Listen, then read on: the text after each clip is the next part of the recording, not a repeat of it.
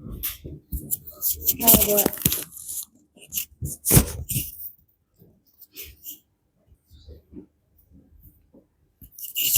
Sebelum mulai pelajaran, alangkah baiknya kita berdoa. Doa sebelum belajar. Bismillahirrahmanirrahim. Rabbik firli ilma warzuqni fahma. Amin. Hari ini saya Zahra Faiza, Hoirul Rizky, dan Lulu akan mempresentasikan pendidikan agama Islam.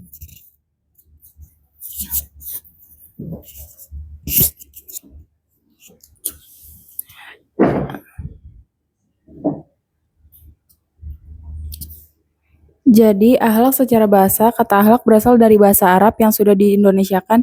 Ia merupakan akhlak jama-jama dari khulukun yang berarti perangkai, tabiat, adat, dan sebagainya. Kata akhlak ini mempunyai akar kata yang sama dengan kata kholik yang bermakna pencipta dan kata makhluk yang artinya ciptaan yang diciptakan dari kata kholako, menciptakan. Dengan demikian, kata khuluk dan akhlak yang mengacu pada makna penciptaan, segala yang ada selain Tuhan yang termasuk di dalamnya kejadian manusia.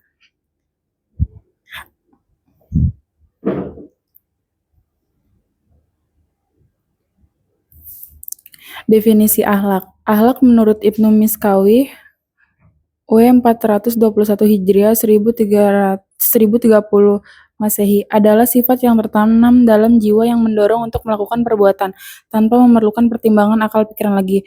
Menurut Imam Al-Ghazali, akhlak adalah kondisi jiwa yang menetap dan mudah terwujud dalam perbuatan. Akhlak merupakan batinah dan bukan perbuatan, kekuatan, atau marifah. Jadi berdasarkan beberapa pendapat tersebut dapat disimpulkan bahwa akhlak itu bersifat konstan, spontan. Akhlak juga dianggap sebagai pembungkus dari keimanan dan menjadi pegangan bagi seorang yang hendak menjadi muslim sejati.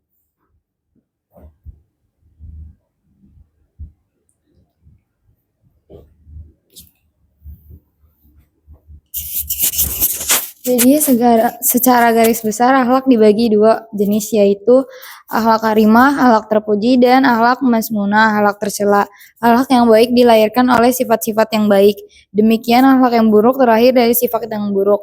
Yang akhlak terpuji adalah sikap sederhana yang lurus, sikap yang sedang tidak berlebihan, baik perilaku, rendah hati, berilmu, beramal, jujur, tepat, janji, istiqomah, berkemahan, berani, sabar, syukur, lemah lembut, dan lain-lainnya. Untuk akhlak tercela yaitu semua apa-apa yang telah jelas dilarang dan dibenci oleh Allah, yang merupakan segala perbuatan yang bertentangan dengan akhlak terpuji.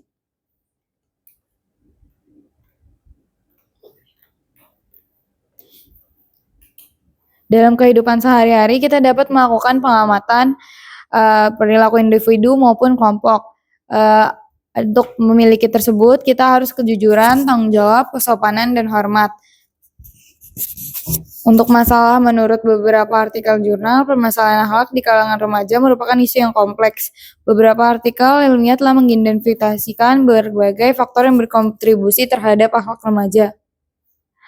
Untuk pertama, ada di pengaruh teknologi dan era digital. Perkembangan teknologi dan era digital, khususnya di era telah membawa perubahan signifikan dalam perilaku remaja. Fenomena seperti kekerasan, perundungan, pergaulan bebas, bahkan kriminalitas yang sering terdengar dalam berita atau terjadi di lingkungan sekitar. Untuk yang kedua, krisis moral dan etika. Kondisi remaja saat ini sedang mengalami kemerosotan akhlak. Mereka menuruti kesenangan dan melupakan tanggung jawab ketika muda dalam lingkungan moral, sosial, dan akademis. Remaja sudah tidak lagi menjadi teladan yang baik bagi masyarakat. Ketika generasi muda terdidik, mereka lebih berorientasi pada hedonisme, sehingga hanya sedikit kurangnya pendidikan karakter.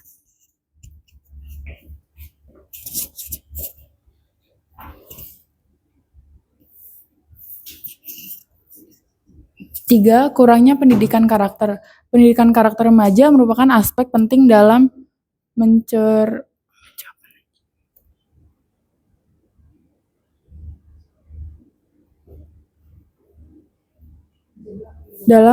perilaku maladaptif remaja yang dapat dikembangkan melalui integrasi pembelajaran di sekolah. Namun, kurangnya penekanan pada pendidikan karakter di sekolah dapat menyebabkan remaja tidak memiliki pedoman moral yang kuat. 4. Pengaruh lingkungan sosial. Faktor-faktor pembelajaran sosial yang mempengaruhi pembentukan akhlak pelajar terdiri dari guru, ibu bapa, rekan sebaya, persekitaran sekolah, persekitaran masyarakat, dan media massa. Lingkungan yang kurang kondusif dapat mempengaruhi perkembangan akhlak remaja. 5. Gaya pengasuhan orang tua. Terdapat hubungan antara gaya pengasuhan atau parenting styles dan kemerosotan moral di kalangan remaja. Gaya pengasuhan yang tidak efektif dapat berkontribusi pada perilaku negatif remaja. Untuk mengatasi permasalahan akhlak di kalangan remaja, diperlukan pendekatan holistik yang melibatkan pendidikan karakter, peran aktif orang tua, lingkungan sosial yang positif, serta pemanfaatan teknologi secara bijak.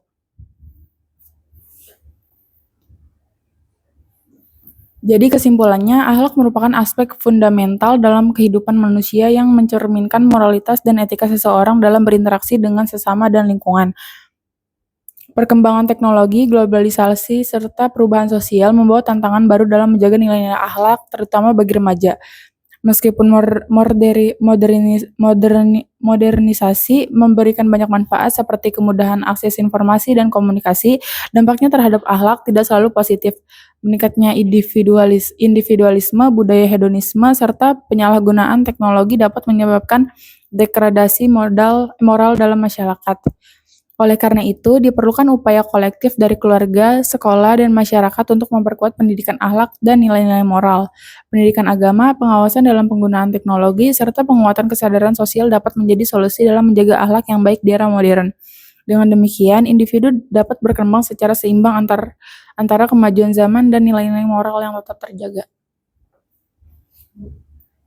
Wassalamualaikum warahmatullahi wabarakatuh.